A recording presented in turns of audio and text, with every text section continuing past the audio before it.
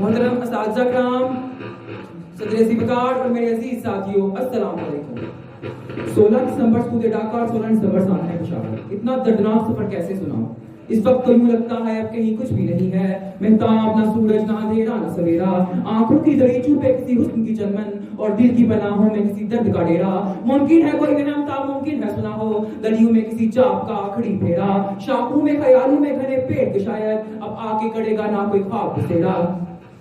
مانا کہ یہ سنسان گڑی سخت گڑی ہے، مگر میرے دل کا فقط صرف ایک ہی گڑی ہے، ہمت کرو جینے کو تو ایک عمر پڑی ہے، اس وقت تو یوں لگتا ہے اب کہیں کچھ بھی نہیں ہے۔ صدر وقار 16 دسمبر سود ڈاکہ، یہ ہمارے طریقہ وہ سیاہ دن تھا جس دن بین قومی سازشوں کے تحت دنیا کے نقشے پر ابھرنے والی اسلامی مملکت کو ٹکڑے ٹکڑے کرنے کی کوشش کی گئی اور یہ کوشش کامیاب ہو گئی، مگر ہم تاریخ کی حقیقت کو نظر انداز کرتے ہوئے شخصیات اور اداروں پر الزام عائد کرتے رہے۔ اب ضرورت اس بات کی ہے کہ اس عظیم علمیت سے سبق حاصل کر کے اپنے کبر درست کریں اور مدھر ہو کریں۔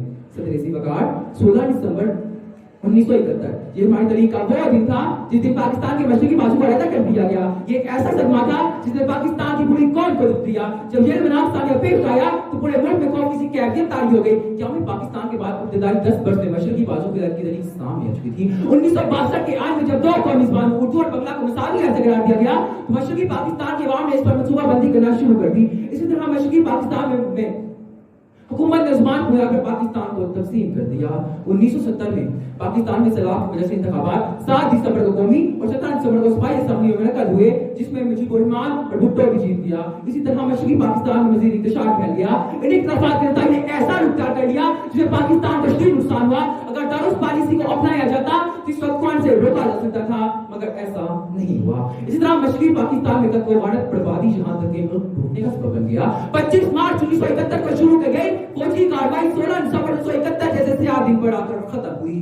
ہم کے ٹہرے اجنبی کتنی ملاقاتوں کے بعد، پھر بنیں گے آشنا کتنی مدارتوں کے بعد، کب نظر آئے گی بیداد سب سے کی بہار، خون کے دبے دھونے کی کتنی برساتوں کے بعد۔ صدر وقار، دنیا کا کوئی قانون اور کوئی آئین بے گناہوں کو قتل کرنے کی اجازت نہیں دیتا اور نہ ہی کوئی جواز پیش کر سکتا ہے۔ کوئی فکر، کوئی آئین، کوئی دین اور کوئی فلسفہ دہشت گردی کو جائز قرار نہیں دیتا۔ جناب صدر، کیا ہمیں پاکستان کے بعد 16 دسمبر 2016، یہ ہماری طریقہ وہ دن تھا، کعبے کے بعد اگر کوئی شہر بادشاہ سے زیادہ آشنا ہے تو وہ پشاور ہے۔ پشاور وہ شہر ہے جہاں معصوم اور ننھی جانوں کو لہو لہان کیا گیا۔ وہ معصوم کلیاں، وہ معصوم بچے، وہ معصوم کلیاں، وہ معصوم بچے جنہیں ان کے اسکول میں مار ڈالا۔ پشاور چوتھا شہر گلستان جسے وحشیوں نے دیا تہو والا۔ جناب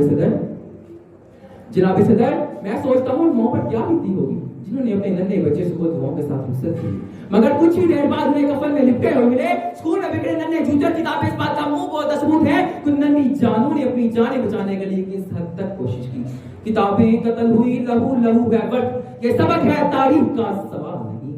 جناب صدر، 140 سے زائد معصوم بچوں کو ان کی ماں سے علیحدہ کر دیا گیا، باپ کے جگر کے ٹکڑوں کو خون میں نہلایا گیا، ان کے اسکول مادرے ان کی قتلگاہ، ان کے کلاس روم ان کے مقتلگاہ بن گئے۔ ہماری پاک آرمی نے نہایت جرأت اور بہادری سے دشمنوں کا مقابلہ کیا جنہوں نے ان کے کلیجوں پر ہاتھ ڈالا اور نیست و نابود کیا۔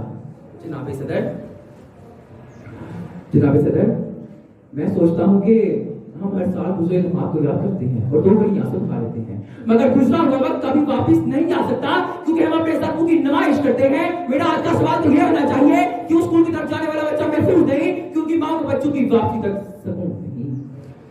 صدر وقار، میری آج کی حکومت سے گزارش ہے کہ برائے مہربانی اپنے ملک کے لیے ایسا اقدامات پر توجہ دیں اور اپنے ملک کو امن اور سلامتی کا گہوار بنائیں۔ وہ ظلم نہیں بھولے، وہ شہادت نہیں بھولے، معصوم فرشتوں کی عبادت نہیں بھولے، بارود کے شعلے وہ تڑپتے ہوئے بچے، ہم لوگ ابھی تک وہ قیامت نہیں بھولے، ہم لوگ ابھی تک وہ قیامت نہیں بھولے۔ شکریہ۔